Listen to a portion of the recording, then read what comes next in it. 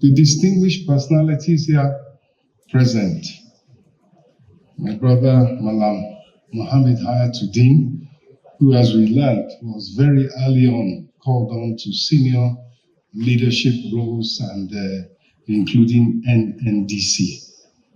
And of course, my brother, Honorable Kashim Ibrahim Imam, the current chairman, NDC. Our foreign investors are all important foreign investors, private sector, public sector, government, bilateral. You are critical to what we are doing here. We are happy to have you. You are welcome. Members of the diplomatic corps, gentlemen of the press, distinguished ladies and gentlemen, let me first of all send the warm regards and felicitations of Mr. President, His Excellency President Bola Ahmed Tinubu, who is, as we know, out of Abuja on state duties. He sends his warm regards for a successful summit, and it is my honor and my distinct pleasure to be able to represent him today. This is a summit that many of us have attended many over the years, but let me just give you a sense of why we know things have to be different, but why we have hope and room for optimism. But first of all, let me go back and apologize to the professors and two speakers that were meant to speak before me. We were and we are, as the Honourable Minister for Budget and Economic Planning has said, battling with a situation which should be of concern, and I know is of concern to all of us. The type of huge private sector investment that is game-changing, that is impactful, that is what Nigeria should be doing across the board, has been bravely and boldly undertaken by an individual, not even a government. And we are in a situation where, as government, we need to ensure that we do all we can to help that investment succeed, to protect it and to grant it its rights under the law. A level playing field, strict adherence to the sanctities of the contracts that have been signed for him. And that process, I must say, all Nigerians, whether it is the unions, whether it is the workers, whether it's the investors, and so our overall aim has to be, and we have to have faith in each other that we want success in this particular institution and in Nigeria generally.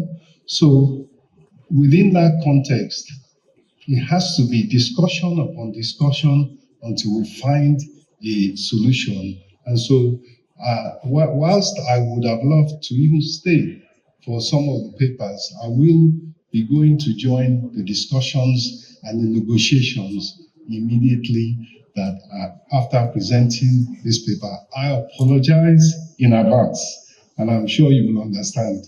Thank you. We had today, first of all, from the, I think it was from the chairman. Yes, it was the chairman that opened up. And his statement was that we must turn potential into prosperity. A sense of urgency is what he impacted and what he imparted. Each part of Nigeria is important to the prosperity of the country. That's how the federation has been set up. That's what the Constitution requires of us. And of course, if you want each part to be able to contribute, each part must be empowered. And today we are talking about the North. At another time, it will be another region, but we want all regions to contribute their own quota to a prosperous Nigeria. And of course, the governor of Nasarawa State, His Excellency of Engineer Sule, told us clearly that under President Bola Ahmed Tinubu, we have fiscal federalism, we have fairness, equity, and what should be going to the states is being given to them. And indeed, what is owed to them from the past is being provided to them. They have record funds with which to help to develop their states. So that's the backdrop. Well, let me just fulfill all righteousness by, on behalf of His Excellency Mr. President, congratulating all of us on 65 years of independence.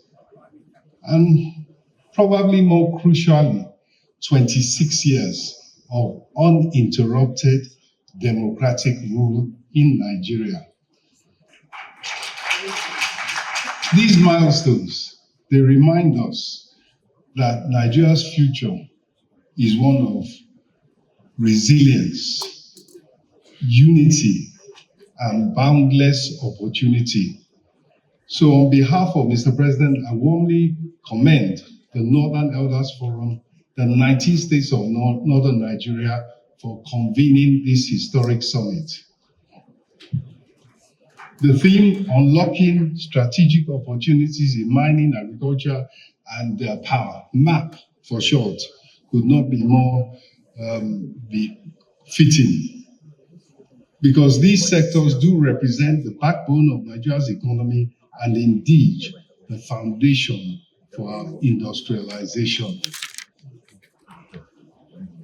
So, but before going any further, let us, as the Honourable Minister for Budget and Economic Planning has said I would do, give us a sense of highlighting the economic context of where Nigeria is and where it has reached under President Tinubu's leadership. In the second quarter of 2025, that's just this last quarter, April to June, the GDP of Nigeria grew by 4.23%, the strongest growth in a decade, except for the COVID rebound era, the strongest growth in a decade. And since 2023, year-on-year growth has consistently been above 3%, outpacing the 2% of the 5 to 8 years previously. More critically, industrial growth, where jobs are created, doubled year-on-year, while agriculture and services also expanded robustly. Inflation has begun to ease, 20.12% in August, and it's consistently month after month, last 5 months has been coming down. Our trade surplus, $7.4 trillion, reserves risen to $42 billion. And as we know, the Naira has not only stabilized, it has even strengthened. But this progress is not by chance. It is a result of deliberate, intentional, and strategic policies anchored on the President's renewed hope agenda. And the renewed hope agenda is anchored on economic transformation, inclusive growth, and national prosperity. But it recognizes the interconnected roles of finance, public policy, technology in unlocking Nigeria's full potential. So the key focus areas have been stabilizing the macroeconomic environment, creating jobs, reducing poverty, mobilizing private sector investment, whether domestic, whether foreign, and driving inclusive, as an earlier speaker said, and focused on digital and financial innovation. And so it's against this policy framework that we have had market correction, ending the costly subsidies and foreign exchange distortions, which benefited some but left the majority in need, and even left the government without enough resources, whether at the state and the federal level. And we must link what the governor of Nasarawa State said. We must link that with the fact that these measures have been taken. That's where the resources came from that are now flowing down to the states and indeed the local governments. So we've removed the privileges that benefited a few at the expense of the many. And we've replaced inefficiency with transparency, with competitiveness, and with incentives for productive activity. No longer is the playing field such that unless you know some people, you don't have access. You don't have access to foreign exchange. You don't have access to permits and licenses to be able to implement your business plan. It is now a level playing field. Likewise, in restoring fiscal discipline, rebuilding investor confidence, and strengthening our financial buffers. We've already talked about the growth in the foreign exchange reserves. There's also growth in Naira revenue, in domestic revenue, and non-oil revenue has increased substantially.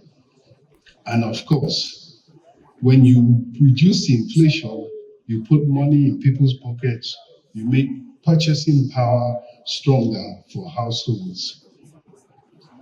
But the key and the president's aim is to mobilize both domestic and foreign investment in areas that have the greatest multiplier effect. And that's exactly what the Northern Elders Forum is focusing on today. Mining, agriculture, power. Northern Nigeria is at the center of the effort in these areas. Likewise, we are pursuing power. We said earlier that you cannot have industrialization without power.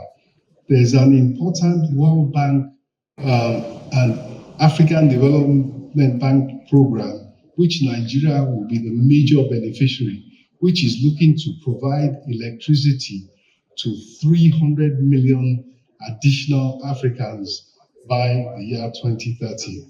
And it will mobilize $32 billion for energy industrialization. Why are we growing at 4% now and targeting 7%? No country has reduced poverty without sustained growth above population growth. So our population growth maybe is just under 3%. So we are looking to grow at twice the rate of population growth in order to be able to lift people out of poverty in their millions, which is the ultimate aim of Mr. President's policies.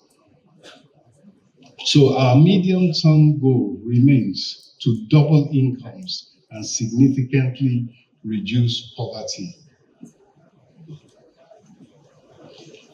Why is the northern region central to the opportunities that lie ahead?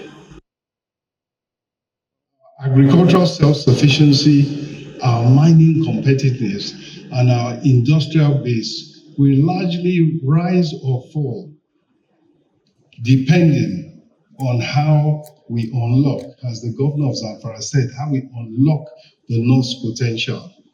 And that's why the president's administration strategic reforms place mining, agriculture, and power in the North at the heart of our growth agenda. What are those opportunities? As we have just heard, North holds some of the most valuable mineral deposits in Africa: gold, lithium, tin, zinc, limestone, coal, all available in the North. And new reforms are formalizing artisanal mining, attracting credible investors, and as we have heard earlier today, in lithium, for example, and ensuring that host communities benefit directly. And that is critical, ensuring that host communities benefit directly, thereby avoiding some of the problems that can come from when host communities feel left out. So we are building value chains so Nigeria no longer just exports raw materials, but also processes those raw materials into batteries, cement, industrial inputs. Let me turn to agriculture. With 70% of Nigeria's arable land located in the north, agriculture is both the region's heritage and its future. And key to unlocking that agricultural potential is really the word, is things like the infrastructure that was referred to by the chairman, key infrastructure, such as the Sokoto-Badagry Highway that will link so many states and their dams and their ability to provide irrigation, as well as link it all the way down to the south, all the way down to the ports. It's that kind of transformational infrastructural development that is being undertaken by Mr. President's under Mr. President's renewed hope agenda. And these are the things that are being done differently that give us tremendous optimism that at last some of the discussions which the Nigerian Economic Summit Group was undertaking in the 90s are now coming to fruition. The goal is to build agro-industrial corridors where crops, they don't just feed the market, but they supply flour mills, textile factories, and export hubs. Looking at power and industrialization, energy, of course, is the oxygen of industrialization. Without power, there can be no factories, no agro-processing, and no jobs at scale, which is what Nigeria needs. Of course, we now have the Ministry of Livestock Development, and that's an important innovation that portends great value. But in terms of going back to power, we do have the AKK, the Ajaokuta Kaduna Kano pipeline, and that is a strategic project. When completed, and it's almost completed, it will deliver natural gas for power generation and industrial use across the whole of northern Nigeria. And coupled with the Mission 300, which, as I said earlier, is unlocking about $32 billion in energy and industrial investment, we are laying the foundation for a northern Nigeria that is fully powered and industrialized. Imagine a northern Nigeria where textiles in Kaduna, cement in Sokoto, fertilizer in Bauchi, agro-processing in Kano, and mining, Your Excellency, in Zamfara, are all powered by reliable and affordable energy. That is the vision of Mr. President. Let me also mention that when under the President's renewed hope agenda, we talk about rapid growth. We are already accelerating to 4% growth, with industrial growth at 7% in the last quarter. So you are getting to rapid growth, but you want it to be sustained. And it is being sustained over the last few quarters. But importantly as well is inclusive growth, growth that creates jobs. And the inclusivity also includes something His Excellency Mr. President has always committed to, that in undertaking reforms that have some adjustment pains, let me call them, the poor and the most vulnerable will not be left behind. So social stability is as important as macroeconomic stability. There have been direct benefit transfers where over 330 billion naira has been provided to about 8.1 million households. At least one tranche of the funds. 2.4 million households have received two, and 78% of the beneficiary households are in the north. And this is verifiable because each person is uniquely identified. They have a name, we have their biometrics. They have a digital method of payment, which means they are paid by their bank account or they are paid by a mobile wallet. And so it really is the gold standard. If you watched the news last week, the British, who 65 years ago granted us our independence formally after a battle by our founding fathers, they are only now trying to ensure that each of their workers has a digital ID. We already have a gold standard that has 8 million households identified now. In another month or so, we will have completed 10 million, and we expect by the end of the year to have a national social register that is world-class, robust, can be used time and time again, and it will cover 15 million households, 75 million Nigerians overall. So that is the social safety net that is being put in place alongside the major reforms to unlock the potential of the Nigerian economy. Let me say, Your Excellencies, distinguished participants, the message I bring is clear. The future of Nigeria's prosperity is inseparable from the future of northern Nigeria.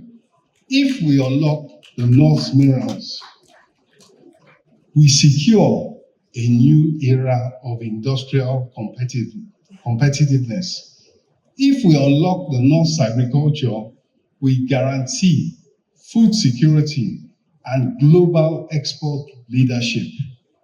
If we unlock the North's power, we ignite a wave of industrialization that will employ millions of Nigerians.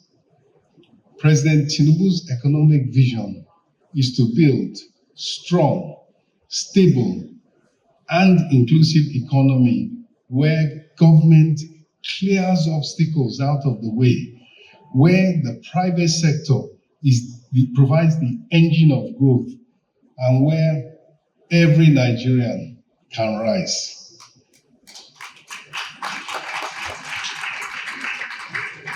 The North is not just a part of the country, it is the engine of the country. So together, let us seize this moment to transform northern Nigeria into the powerhouse of Nigeria's prosperity. Thank you.